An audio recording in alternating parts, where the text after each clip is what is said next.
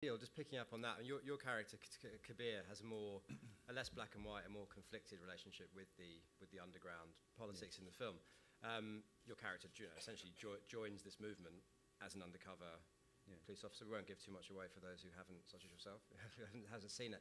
But did you have to do a lot of research into the Naxalite movement to play that character? Was it an area you already knew a lot about, or did you have to research and read a lot about it beforehand? And also, knowing you were playing that character, were you very alive to the sensitivities of playing a character within that movement as well?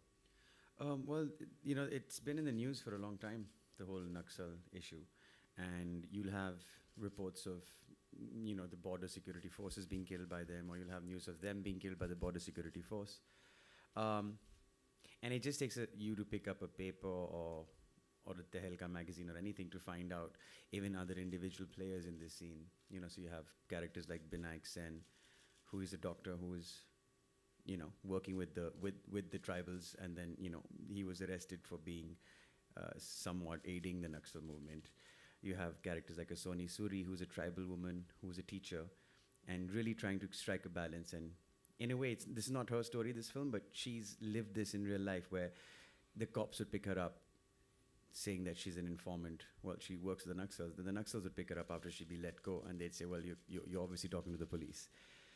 So many tragic stories like this. And that's one of the reasons why I picked this film, because it frustrates you. A lot of things about India frustrate you.